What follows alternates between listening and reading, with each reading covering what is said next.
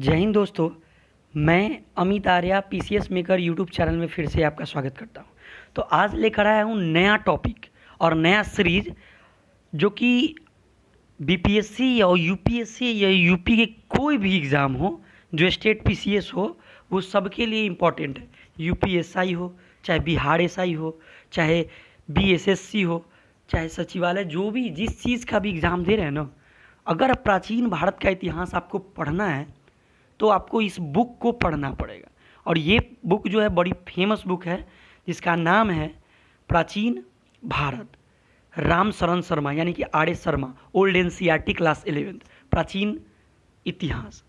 तो प्राचीन भारत का इतिहास जो ओल्ड एनसीईआरटी है, चैप्टर नंबर 1 मैं इसमें कवर करूँगा, ठीक है ना। और डेली वीडियो लाऊंगा और लगभग 18 से 20 वीडियो में आपका ये बुक कंप्लीट हो जाएगा। ये नोट्स मेरा खुद का है, मैंने खुद कर पढ़ के ये नोट्स बनाया है, ठीक है ना।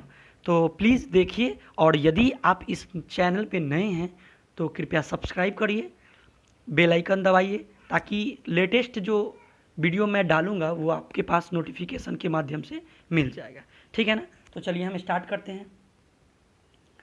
सबसे पहला चैप्टर का नाम है प्राचीन भारतीय, ध्यान रखिएगा, प्राचीन भारतीय इतिहास का महत्व, ये चैप्टर का नाम है, ठीक है ना। उसमें से जो छाट छाट कर जो जिससे क्वेश्चन पूछा जाता है वो मैं बताऊंगा, तो ध्यान से समझिएगा, ठीक है ना। लाइन बाय लाइन देखिएगा, ये पीटी और मेंस दोनों के लिए इम्पॉर्टेंट है। तो स्टार्ट करता हूँ। पहला पॉइंट क्या है कि प्राचीन मानव समुदाय के अध्ययन को, प्राचीन मानव समुदाय के अध्ययन से हमें उनके प्राकृतिक संपदा, ध्यान रखिएगा, संपदा की खोज एवं उनके जीविका के साधनों के बारे में पता चलता है। तो क्या समझ में आ रहा है? ध्यान से समझिएगा, प्राकृतिक संपदा की खोज और उसके जो जीवन के साधन थे उन सब के बारे में पता हम सबको चलता है। आगे क्या है कि कोई समुदाय जो है तब तक सभ्य नहीं समझा जाता है जब तक उसे लिखना न आता हो, न पढ़ना आता हो, लिखना न आता हो। लेकिन कहा जाता है आज भारत में जो विभिन्न प्रकार की लिपियां प्रचलित है, हिंदी, संस्कृत, मराठी, उर्दू, जो भी लिपि मतलब भाषा चल रहा है वो सब जो है, ठीक है, उर्दू छोड़कर वो सब लिपि का जो विकास है वो प्राचीन लिपि से ही हुआ है, ठीक है ना। तो आगे हम चलते हैं। प्राचीन भारत अनेकानेक मानव प्रजाति का संगम रहा है, जैसे पाक आर्य, हिंद आर्य, यूनानी, शक, हुर्ण और तुर्क। ये क्वेश्चन एग्जाम में पूछा है, यूपीएससी का एग्जाम में ये क्वेश्चन पूछ रखा है कि क्रम आप सजाइए। तो ध्यान रखिएगा, पहला क्रम आपका क्या है समझिएगा, पहला है पाक आर्य, दूसरा है हिंद आर्य, तीसरा है यूनानी, चौथा शक, हुर्ण और तुर्क। इसी में से हेर फेर कर दे जाएगा आगे पीछे और आपको थोड़ा कंफ्यूज कर देगा। तो ध्यान दीजिएगा, आज के देखिएगा, आज इनके मूल रूप को पहचानना मुश्किल है, क्योंकि अनेक प्रकार के हो गए, तो कहाँ से पहचान पाएंगे आप सब, ठीक है ना। क्योंकि वहाँ बाहर से आए और यहीं पर बस गए तो कैसे पता चलेगा कि हाँ वो इराकी थे, वो आर्य थे, वो पाक आर्य थे, ईरानी थे, हिंद यूनानी थे, शक थे, उन्हें कैसे पता चलेगा। तो वो सब मिलजुल गए हैं, मिल घुल गए हैं, ठीक है ना। तो पहला बात थोड़ा सा देखिएगा, ये है आर्य के बारे में। तो आर्य क्या है, कौन थे, देखिएगा, संस्कृति आपदान उत्तर के वैदिक और संस्कृति मूलक संस्कृत के अंग है ये आर्य, ठीक है ना, अंग माना जाता है। पाक आर्य के बारे में थोड़ा जानते हैं। आर्य जाति उत्पादन जो है दक्षिण की द्रविड़ और तमिल संस्कृत से आए हैं। कहाँ कहाँ से आए हैं,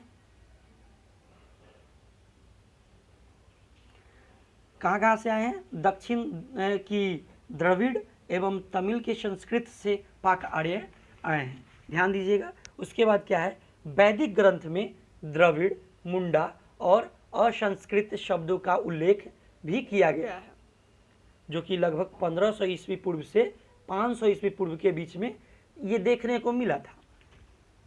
उसके बाद क्या हुआ कि पाली और संस्कृत के शब्द जो गंगा के मैदान में विकसित हुए, वे लोग लगभग 300 ईस्वी पूर्व से 600 ईस्वी पूर्व के संगम यानी कि प्राचीन तमिल ग्रंथ में मिलता है। इसका बाद समझ रहे हैं ना, आगे बढ़ते हैं, ध्यान से सुनिएगा, ईयरफोन लगाकर सुनिएगा, आगे समझते हैं। भारत के पूर्वांचल की पाक्य आर्य जाति के लोग भी क्या करते थे, मुंडा या कोल भाषाएं बोलते थे। तो यह भी जो है, ये भी लिपि का निर्माण जो है पूर्वजों का देन है, बैक से मिलते आ रहा है, ठीक है ना। तो ये नोट्स को खुद आप लिखिएगा, ठीक है, नहीं तो टेलीग्राम का लिंक मैं दे दूंगा नीचे, उसको देख लीजिएगा और उससे जुड़िए। PCS मेकर यूट्यूब चैनल है, टेलीग्राम भी है, उससे जुड़िए, आपको फ्री में PDF मिल जाएगा आपको, ठीक है ना। अगला है कि हिंद आर्य भाषाओं में अनेक शब्द मुंडा एवं द्रविड़ भाषाएं भी बोले जाते हैं। उसके बाद क्या है, भारत देश को भरत नाम प्राचीन वंश के नाम पर यानी कि भरतवर्ष यानी कि भारत का देश नाम दिया गया एवं इसके निवासी को भरत क्या कहते हैं, संतति कहा जाता है।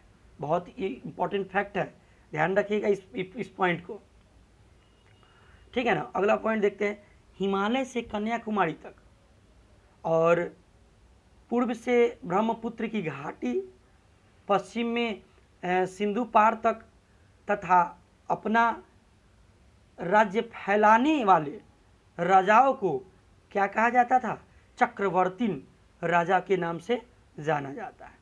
तो भारत में चक्रवर्ती सम्राट थे, कौन कौन थे, कैसे थे, थोड़ा उनके बारे में जान लेते हैं। जैसे 3री सदी में अशोक के बारे में जान लेंगे, जो आगे पढ़ेंगे भी। अगर आप अशोक के बारे में जानते हैं, इतिहास पढ़ते हैं, तो थोड़ा बहुत आपको नॉलेज होगा अशोक के बारे में। 14 शिलालेख आपको पता ही होगा।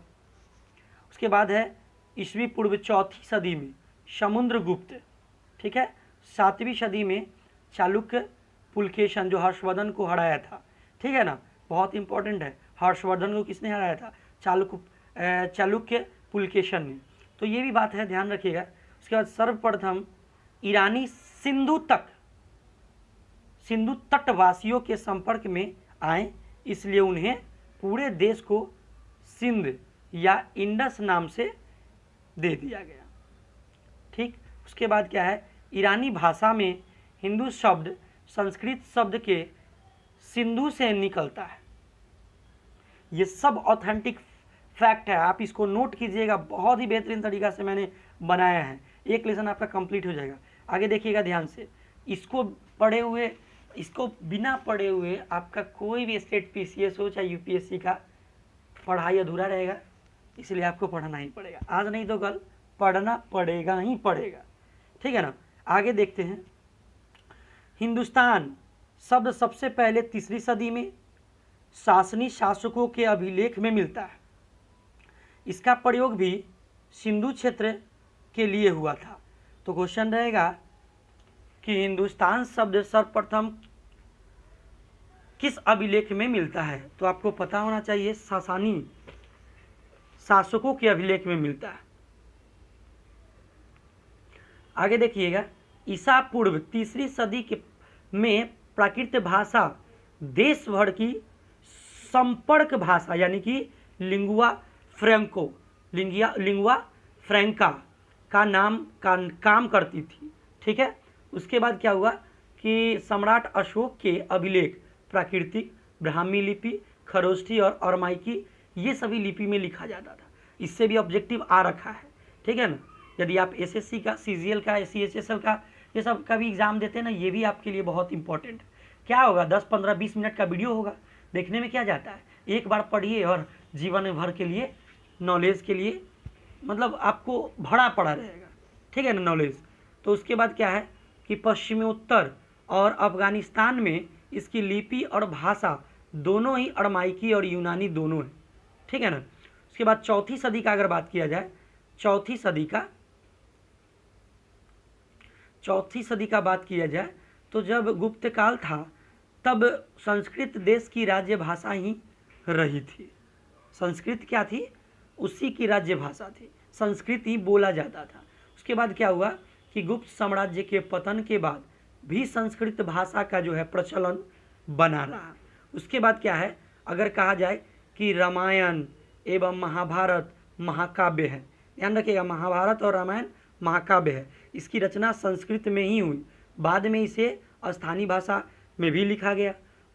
ठीक, उसके बाद उत्तर भारत में वर्ण व्यवस्था का भी जन्म जो सारे देश में व्यक्त हो गई।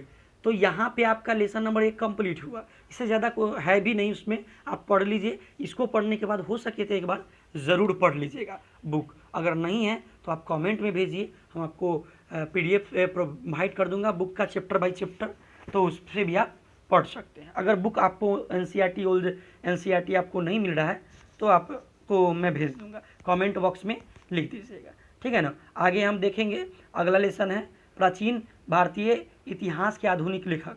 हाँ, आप बस विश्वास रखिए, हम सब पढ़ाएंगे और ज़बरदस्त तरीक़ा से पढ़ाएंगे। यदि आप मेरे यूट्यूब चैनल पे नए हैं, PCS मेकर यूट्यूब चैनल पे, तो प्लीज़ सब्सक्राइब कीजिए और बेल आइकन दबा दीजिए और दोस्तों के साथ हो सके तो शेयर कीजिए। अच्छा हो वीडियो लगा तो आप लाइक कीजिए और कमेंट में ज़रूर लिखिए। लेकिन ध्यान रखें, सिर्फ व्यू करके नहीं, आपको देखना ज़रूरी है, देख लीजिएगा तो अच्छा रहेगा। ठीक है दोस्तों, जय हिंद, जय भारत।